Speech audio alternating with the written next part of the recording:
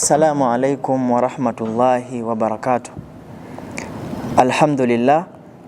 Alhamdulillahi rabbil alamin alladhi amarana bidhikrihi wa wa'ada adh-dhakirina Allaha kathiran wa adh-dhakirati minhum maghfiratan wa ajran 'azima.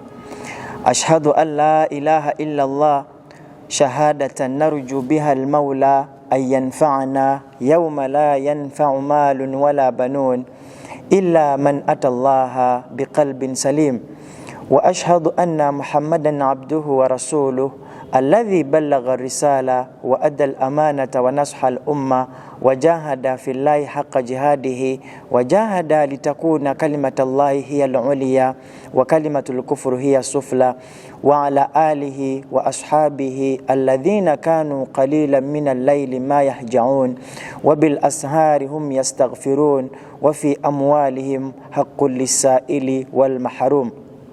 عباد الله أوصي نفسي وأنفسكم بتقوى الله كما قال تعالى في القرآن الكريم أعوذ بالله من الشيطان الرجيم يا أيها الذين آمنوا اتقوا الله وقولوا قولا سديدا يصلح لكم أعمالكم ويغفر لكم ذنوبكم ومن يطع الله ورسوله فقد فاز فوزا عظيما. وقال صلى الله عليه وسلم التقوى الله حق تقاته أن يذكر فلا ينسى وأن يشكر فلا يكفر وأن يطاع فلا يعصى. وقال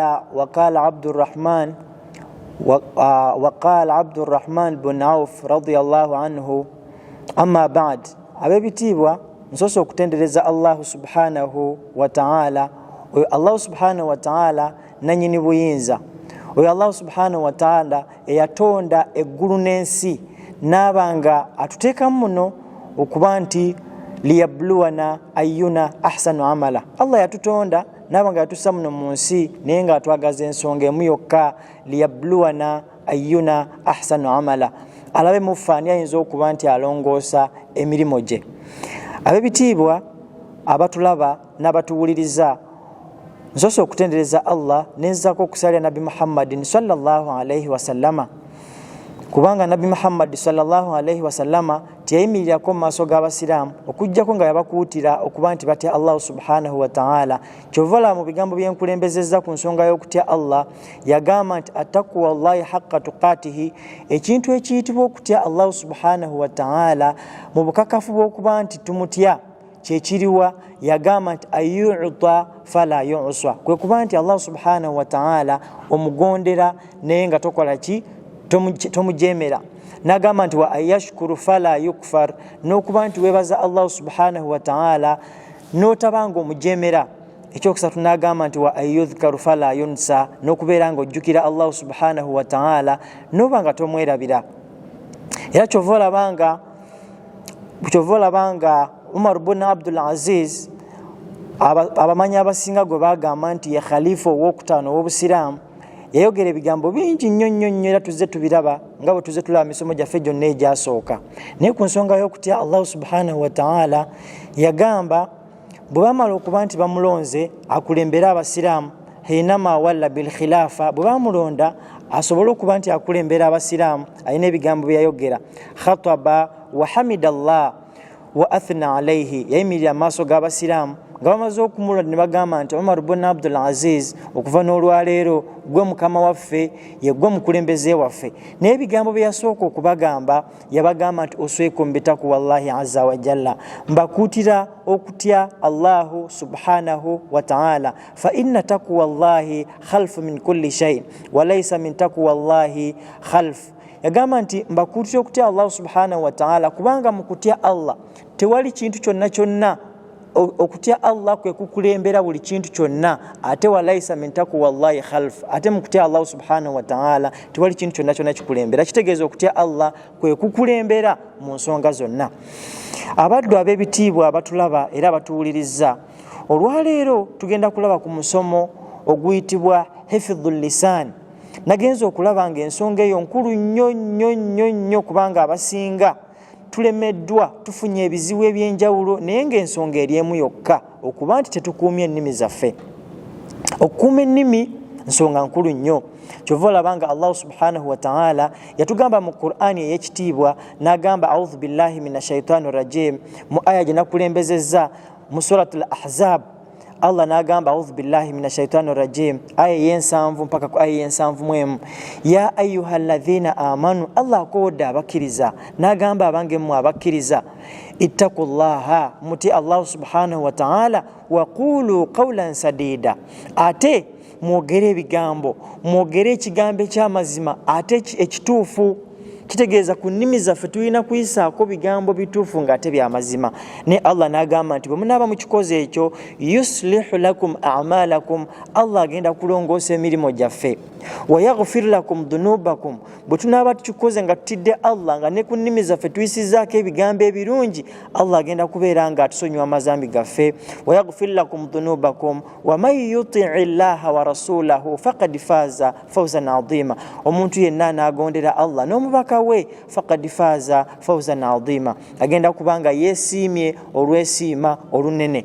Ensonga y'okuba nti tukuuma ennimi zaffe nsonga nkulu nnyo nnyo nnyo, era Allah subhanahu wa ta'ala mu surati Qaf, bwe tunagenda mu surati Qaf aya y'okuminamunaana, Allah agamba a'udhu billahi minash shaitani rajim ma yalfidhu min qawlin illa ladayhi raqibun atid, nti toyina kigambo kyonna kyoyatula, toyina kigambo kyonna kyofulumya mu kamwako illa ladayhi raqibun atid, okujjako nga malayika bbiri raqibun atid weziri zirindiridde okuba nti ziwandiika buli kigambo kyonna kyonna kyofulumya. Ab'ebitiibwa twegendereze buli kigambo kyonna kyofulumya, manya nti waliwo abatulondoola, waliwo abawandiika buli kigambo kyonna kyetufulumya. Era Allah subhanahu wa ta'ala mu suratu Yasin aya ey'enkaaga ku nsonga y'emu yagamba a'udhu billahi minash shaitani rajim al-yawma nakhtimu ala afwahihim wa tukallimna aydihim wa tashhadu arjuluhum bima kanu yaksibun. Allah tugambe mu Qur'an mu suratu Yasin aya y'enkaaga n'agamba nti al-yawma nakhtimu ala afwahihim, olunaku Allah subhanahu wa ta'ala lwagenda okuzibikira emimwa gyaffe, lwagenda okuba nti emimwa gyaffe agiteekako zipu, watukallimna aidihim, kubanga Allah atumanyi yatutonda, amanyi nti omumwa guno gusobola okuba nti gwewozaako, gukola buli kimu kyonna kyonna, gusobola okuba nti gwogera. Ne Allah ku lunaku lw'enkomerero agenda kuba nti emimwa gyaffe agizibikira, agenda kuba nga agiteekako zipu. Watukallimna aidihim, Allah atandika okwogerezeganya n'emikono gyaffe.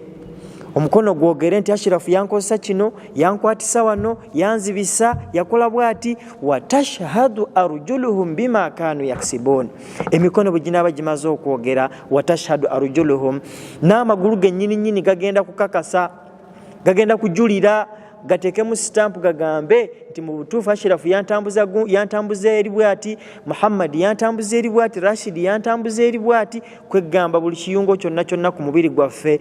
Oluvannyuma lw'okuba nti olunaku lutuuse olw'enkomerero, Allah agenda kubanga aziba emimwa gyaffe, kubanga atumanyi nti emimwa gyogera nnyo, ebiyungo ebisigadde Allah agenda kubeera nga abyogeza. Bima kanu yaksibun, ebyo byonna bye twalinga tukola, ebyo byonna abantu bye baakolanga. Ensonga y'okukuuma olulimi nsonga nkulu nnyo. Kyova olabanga Nabi Muhammad sallallahu alayhi wa sallama yatugamba mu hadith n'agamba nti man kana yu'minu billah, omuntu yenna akkiriza Allah subhanahu wa ta'ala, oyo yenna akakasa nti akkiriza Allah, nakkiriza n'olunaku lw'enkomerero nti gyeruli, faliyakul khairan aw liyasmut. Allah Nabi sallallahu atuwadde amagezi n'agamba nti omuntu yenna akkiriza Allah n'olunaku lw'enkomerero, kirungi ayogere ebigambo birungi byokka. Bw'aba talina bigambo birungi byasobola kwogera, asirike, kubanga omuntu asirise teyejjusa. Nabi Muhammad era sallallahu alayhi wa sallama mu hadithi ya Ibn Umar radiyallahu anhu yatugamba, n'agamba nti la tukthiru al-kalamu bighayri dhikrillah, fa in kathrat al-kalamu bighayri dhikrillahi ta'ala qaswatun lilqalb, wa inna ab'ada an-nasi min Allah ta'ala al-qalbu al-qasi. Mu hadithi ya Ibn Umar Nabbi sallallahu alayhi wasallama atugambye nti la tukthiru al-kalam bighairi dhikrillah, nti togezangako noyitiriza okwogera ebigambo ebingi naye nga mu bigambo byoyogedde ebyo temuli bigambo byoyogedde okutendereza Allah subhanahu wa ta'ala. Ngakugamba ebigambo byoyogera oli mu bigambo bya dunia, temuli mu bigambo byakuba nti otendereza Allah. Nabbi atugambye nti la tukthiru al-kalam bighairi dhikrillah, togezangako noyitiriza nnyo ebigambo ebingi nga temuli bigambo byakutendereza Allah.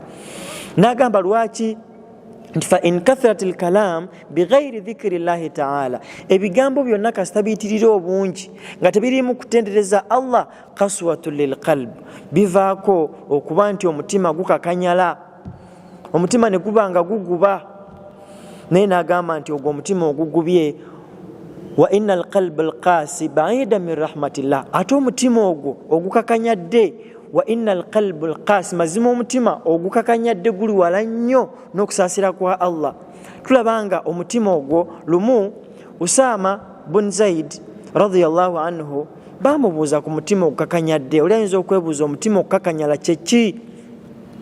Naye yagamba nti dumu'ul ayni min khashyatillah wa qaswatul qalb min kathrati adh-dhunub wa kathrati adh-dhunub min nisyani al-maut wa nisyani al-maut tula al-aml wa tula al-aml min kathrati hubbi ad-dunya wa kathrati hubbi ad-dunya ra'su kulli khataya.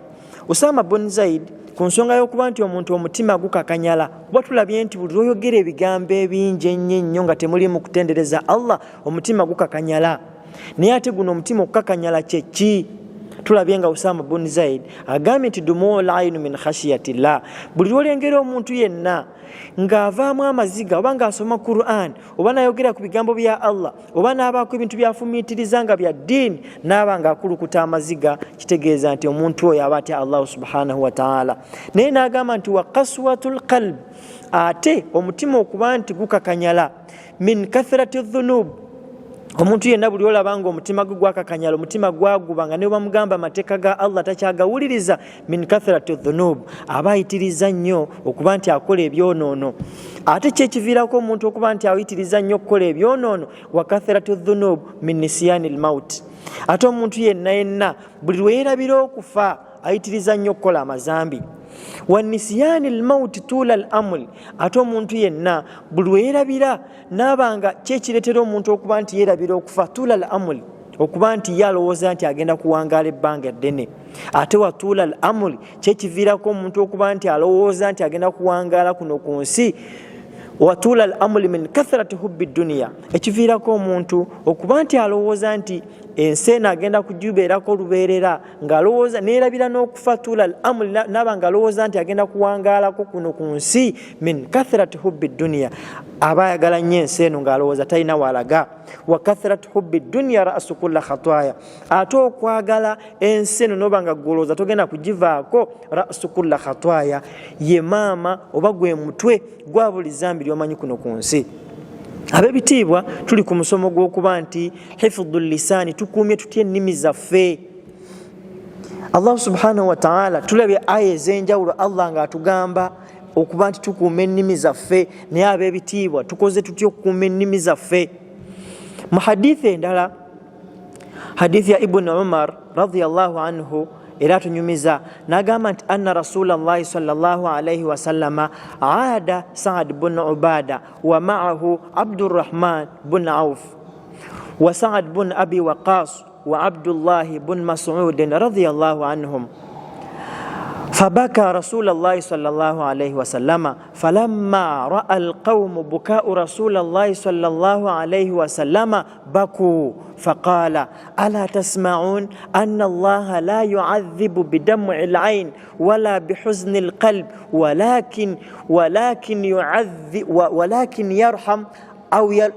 ولكن يرحم أو يعذب بهذا، وأشار إلى لسانه. محديث ابن عمر رضي الله عنه تنيميزا ناتوغامات النبي صلى الله عليه وسلم عاد رسول الله صلى الله عليه وسلم سعد بن عبادة رمو واشتبه صلى الله عليه وسلم يلامبلا صحابة we ayitibwa Sa'd bin Ubada.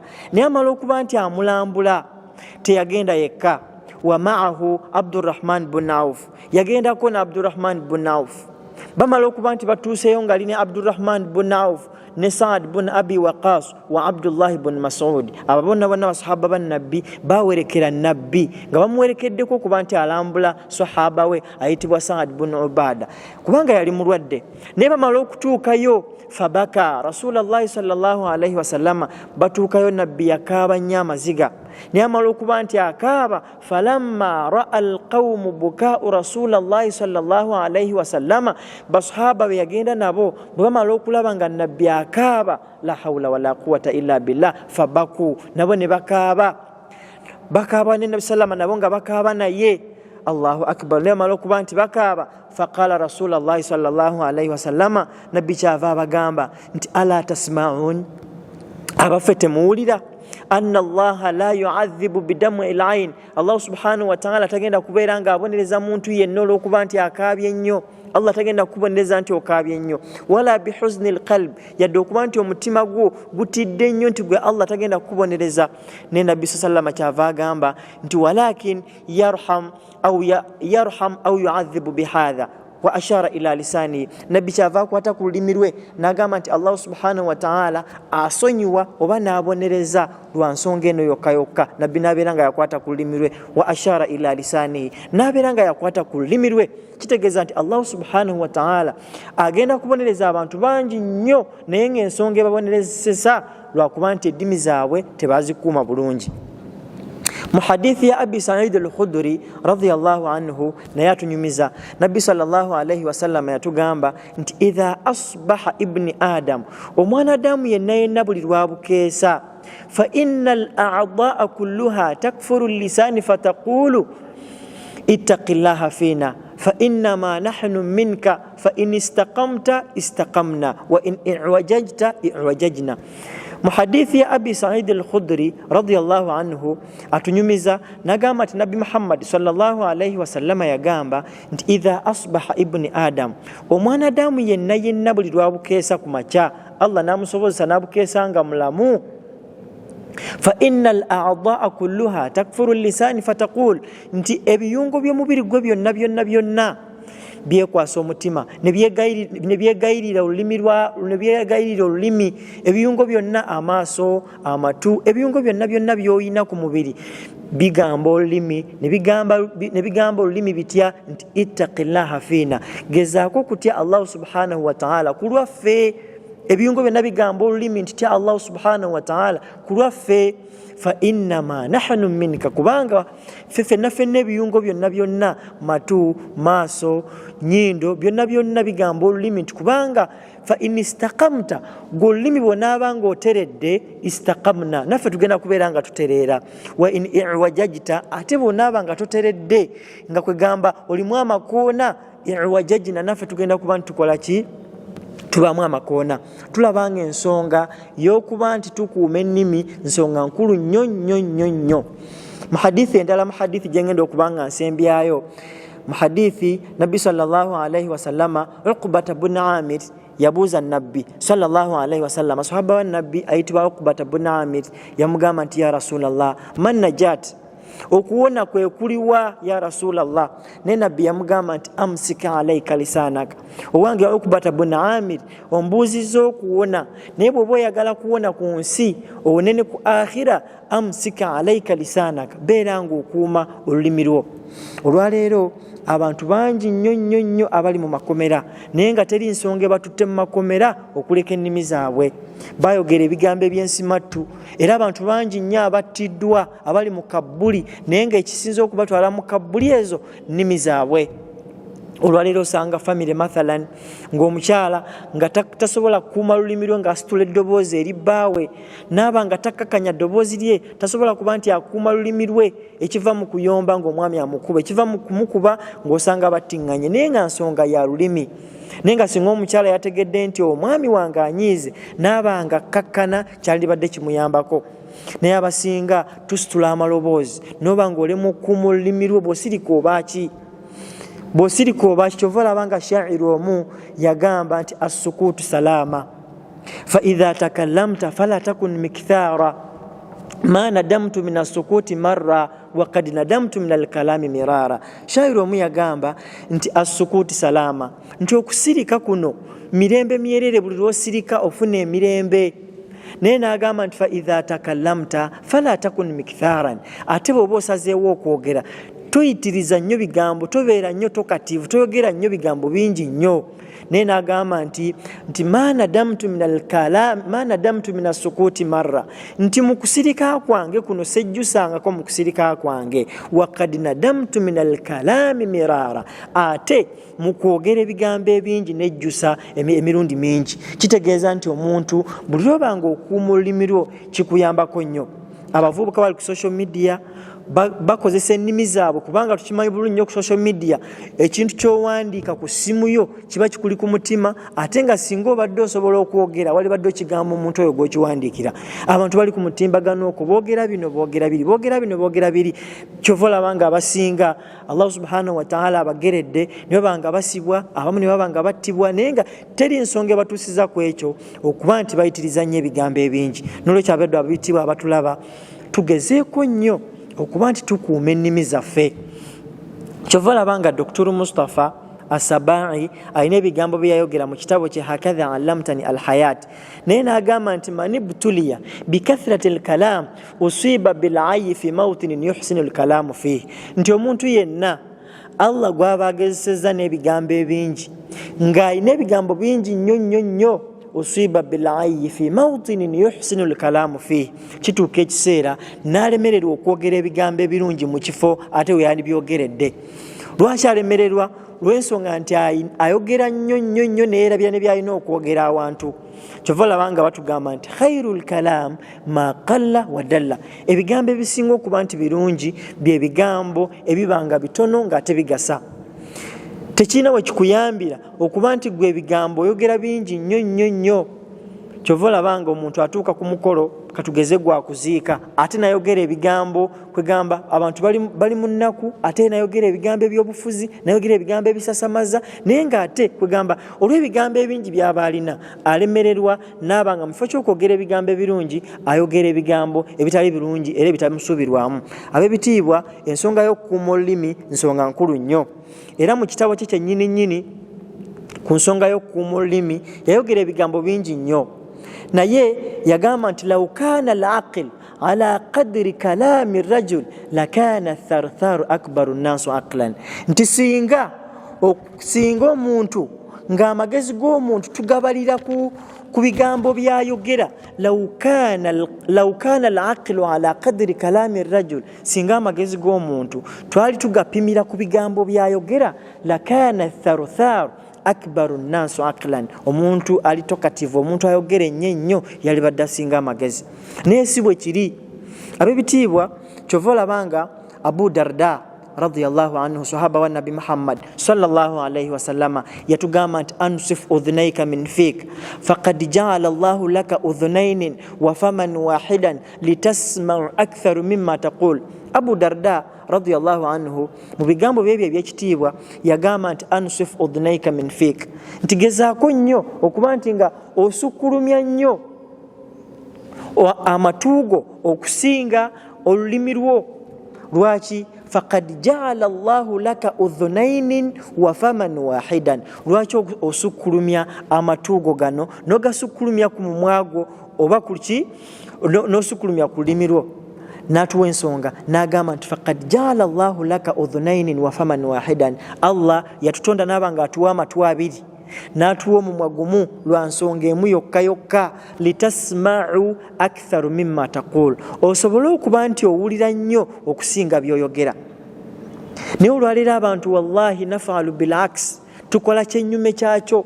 Allah atuwadde amatu abiri, litasma'u aktharu mimma taqul, Allah akuwadde amatu abiri n'akuwa omumwa gumu, litasma'u aktharu mimma taqul, osobole okuba nti owulira nnyo okusinga ebigambo by'oyogera. Kyova olabanga era Dr. Mustafa Asabai ku nsonga eyo yagamba nti khalaqa Allahu likulli insan lisanan wa udhunainin walakinna akthara nnasi yatakallamuna bilisanain wa yasma'una. Kyova olabanga yatugamba nti abantu nti Allah subhanahu wa ta'ala khalaqa Allahu insan, Allah yatonda omuntu, likulli insani lisanan, Allah yatonda omwana Adamu n'amuwa olulimi lumu, wa udhunainin n'amuwa amatu abiri, naye walakinna akthara nnas, abantu abasinga obungi, yatakallamuna bilisanain, boogera n'ennimi bbiri, wayasmauna biudhunin wahidan, ate ne batuuka ekiseera ne baba nga bawulira n'okutu kumu. Ekintu ekyo kyewuunyisa. Allah akutonze n'aba nga akuwa amatu abiri n'akuwa omumwa gumu, osobole okuba nti owulira nnyo okusinga by'oyogera. Naye abasinga, walakinna akthara nnasa yatakallamuna bilisanain, abantu abasinga obungi boogera n'ennimi bbiri, wayasmauna biudhunin wahidan, nekituuka ekiseera nga ate bo bawuliza kutu kumu. Nolwekyo ab'ebitiibwa tuli ku nsonga y'okuba nti tukuuma ennimi zaffe. Toyogera kigambo kyonna nga tomaze kubeera ng'okyetegereza, kubanga buli ojja kukifulumya kasa kimala okufuluma bwe kiti. Ekigambo kyonna bw'oba tonnaba kukyogera oba okifuga, naye kasa kimala okufuluma bwe kiti oba tokyakifuga, oba tokyakirinako buyinza, kiyinza okukuviirako obuzibu. Abasinga obungi battiddwa, abasinga obungi basibiddwa mu makomera, naye ng'ensonga ebatuusiza ku ekyo kuba nti tetukumye ennimi zaffe. Kyova olabanga era Dr. Mustafa Asaba yatugamba nti la tafaalu asharan fatasmau asharan, togezangako n'okola ebintu 10 naye oluvannyuma lw'okuba nti okoze ebintu 10 fatasmau asharan, nti bw'onaaba okoze ebintu 10 ogenda kuwulira ebintu 10. Naye byonna byonna sigenda kubyogera, ngenda kwogerako ebigambo 2 byokka ebikwatagana n'omusomo gwaffe. Naye yagamba nti la tatadakhalu fima la ya'nika, togezangako n'oyingira mu nsonga ezitakukwatako. Abasinga obungi tuyingira mu nsonga ezitatukwatako, naye nga biki ebinaaviira mu nsonga ez'okuyingiramu nga tebikukwatako, fatasma'u ma la yardik. Buli lw'onaayingira mu bintu ebitakukwatako ogenda kuwulira ma la yardik, ebitagenda kusanyusa. N'agamba nti wala tatakallam wa anta mughdab, togezangako n'oyogera ng'oli musunguwavu. Lwaki? Fatasma'u ma yaziduka ghadaban, ogenda kuwulira ebinaasinga ate okukwongera obusungu. Ekyokulabirako, obeera ne mukyala we waka, buli lwogezaako okwogera ng'oli musunguwavu, n'omukyala naye tagenda kutuula butuuzi, agenda kwogera nga naye aboggoka buboggosi. Lwaki? Wano nabbi batuwadde amagezi nti bw'oba ogenda kwogera toyogera ng'oli musunguwavu, kubanga omuntu yenna yenna asunguwadde tasobola kontrolinga amagezi ge na busungu bwe. Buli ekijja kyonna kyonna agenda kubanga akyogera bwogezi. Ab'ebitiibwa, ensonga y'okuba nti tukuuma ennimi nsonga nkulu nnyo nnyo nnyo. Umar ibn al-Khattab radiyallahu anhu yatugamba mu bigambo bye ku nsonga y'okukuuma olulimi, n'agamba nti man katharat kalamuhu kathara sakhtuhu, wa man kathara sakhtuhu katharat dhunubuhu, wa man katharat dhunubuhu fannaaru awla bihi. Umar ibn al-Khattab radiyallahu anhu yatugamba nti omuntu yenna yenna, man katharat kalamuhu, oyo yenna yenna ayitiriza ebigambo ebingi, kathara sakhtuhu, yeeyongera obusungu. Mu kweyongera obusungu, waman kathara sakhtuhu katharat dhunubuhu, ate omuntu yenna yenna buli lwayitiriza ebigambo ebingi, katharat dhunubuhu, n'emisango ayitiriza mingi. Kyekiri kye mbagambye nti omuntu yenna yenna buli lwoba nga gw'oyogera ebigambo bingi, omukyala akuzzeemu bubi oba olina omuntu gw'oyomba naye, n'oba nga gw'ofulumya ebigambo bingi nnyo nnyo nnyo nnyo, ogenda kuba nti obusungu bukweyongera. Obusungu bwe bunaakweyongera, kikyogenda okuzzaako? Katharat dhunubahu, ogenda kuyitiriza ebikolobero. Omuntu ono bw'onaaba ng'omaze akuyombesezza nnyo, mwogedde ebigambo bingi, muwanyisiganyizza, ogenda kukola ebyonoono. Byonoono ki? Ogenda kutuuka ekiseera omukube. Oluvannyuma lw'okuba nti omukube ogenda kulaba nga tekimala, oyinza n'okumukuba n'omutuusaako obuvune, ekinaava mu kumutuusaako obuvune oyinza okuba ng'osibwa. Sinakindi okuba nti omutta. Ebyo byonna byonna bijja okuba nti tokuumye lulimi lwo. Naye n'agamba nti waman katharat dhunubahu, ate omuntu kasita ayitiriza ebyonoono, fannaaru awla bihi, omuliro Allah subhanahu wa ta'ala gwe yateekateeka bwe buddiro bwe. Ensonga y'okukuuma olulimi eriko ebigambo bingi nnyo nnyo nnyo nnyo nnyo. Kyova olaba omusajja omu yajja wa Salman al-Farisi n'amugamba nti ya Salman awusini, owange Salman beera ng'onnaamilayokko. Naye Salman yagamba omusajja nti la tatakallam. Wulira omusajja yajja wa Salman al-Farisi, sahaba wa Nabi Muhammad sallallahu alayhi wa sallam, n'amugamba nti ya Salman awusini, beera ng'onnaamira. Naye yamugamba nti musajja gwe la tatakallam, togezangako n'oyogera. Omusajja ne yeewuunya n'amugamba nti ya Salman, la yastati'u man asha fi nnasi alla yatakallam. Tekisoboka oba tekisobokera ddala kuba nti omuntu asobola okuwangaala mu nsi muno nga tayogera. kitegeeza omuntu asobola okuba nti ayogera naye Salman kyava mugamba fa idha takallamta faqul bihaqqin aw iskut, bw'obanga osazeewo kwogera ebigambo gezaako okuba nti oyogera ebigambo birungi byokka, bw'oba tobirina sirika. Ensonga y'okuba nga tetukuuma ennimi nsonga nkulu nnyo nnyo nnyo nnyo. Kyova olabanga Tarfat bun Abdi yayogera ebigambo bingi nnyo ku nsonga y'okukuuma olulimi, naye n'agamba nti satabdi laka al ayami ma kunta jahila wa yatika bil akhbari ma lam tuzawidi, nti akaseera enkyukakyuka y'ennaku oba buli lunaku olukya lukutegeeza ebigambo bingi nnyo, lukutegeeza ensonga nnyingi nnyo z'obadde tomanyi. Wa yatika bil akhbari ma lam tuzawidi, akaseera kajja kutuuka oli akuletera olugambo, akuletera ebintu nga tolina nakyo omusasula.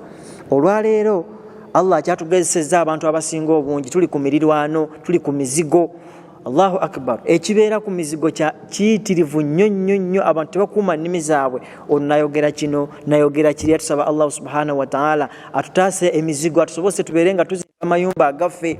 Naye kibeera ku muzigo abantu boogera bino boogera biri, tibakuuma nnimi zaabwe.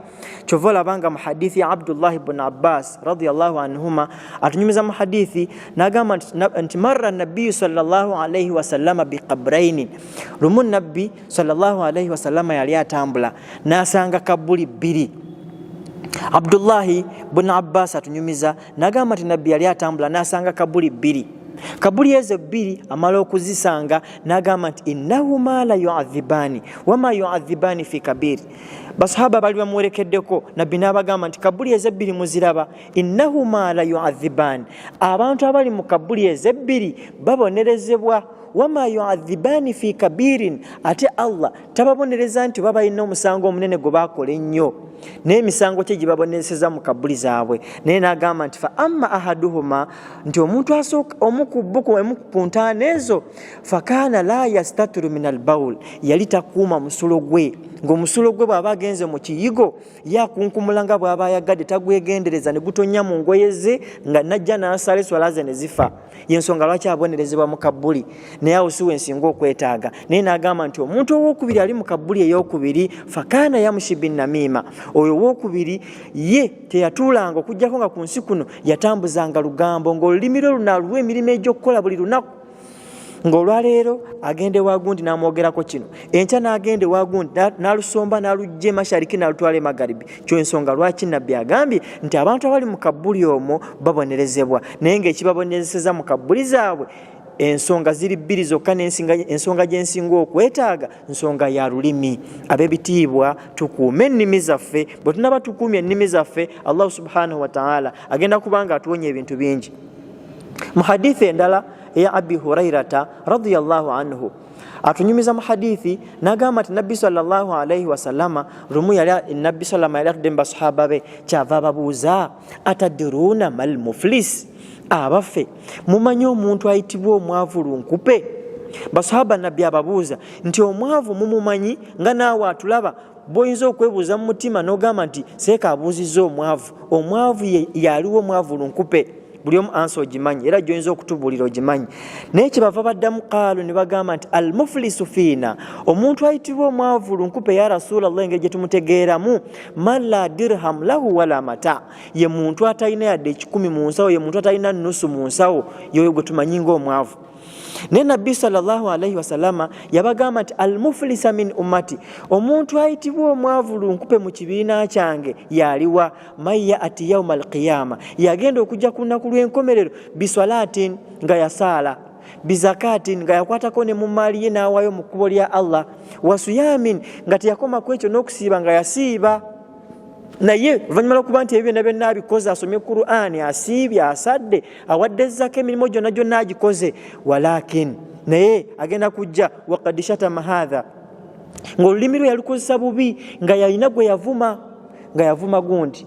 Teyakoma kuvuma wa akala mali hadha, nga alina n'emmaali y'omuntu gye yalya. Teyakoma ku ekyo wa qadhafa hadha, n'abako n'omuntu gwe yatemerera. Abantu abasinga obungi ennimi zino tukozeseza bubi. N'obanga gw'otemerera omuntu ekigambo n'ogamba nti oyo omusajja oyo si mulungi, n'ogamba nti omusajja oyo yayenze, naye nga wallahi otemerera butemerezi. Ebyo byonna kikole, naye ng'omanyi nti ku lunaku lw'enkomerero ogenda kujja ne ibaadaati zonna zozze nazo, naye nga wajjanga wavuma omuntu, walyazaamaanya omuntu, watta omuntu, wasafa kadami hadha ng'olina n'omusayi gw'omuntu gwe wayiwa, byonna byonna ojja kujja obikoze. Naye Allah subhanahu wa ta'ala kikyagenda okukola, fayu'ta hadha min hasanatihi wa hadha min hasanatihi. Allah kikyagenda okukola oluvannyuma lw'okuba nti ozze ne zakaazo, ozze ne swalaazo n'okusiibako, byonna byonna ebirungi bye wakola, naye nga olina ebikolobero bye wakola, walumbirira omuntu, walimba, noba nga owaayiriza, noba nga oyogera ebigambo ebitali birungi, Allah kikyagenda okukola, fayu'ta hadha min hasanatihi. Allah agenda kukwata ku birungi byo abiwona omuntu gwe watemerera, wa hadha min hasanatihi, era akwata ebirungi bye ebirala abiwona omuntu gwe wakola ki, gwe wavuma.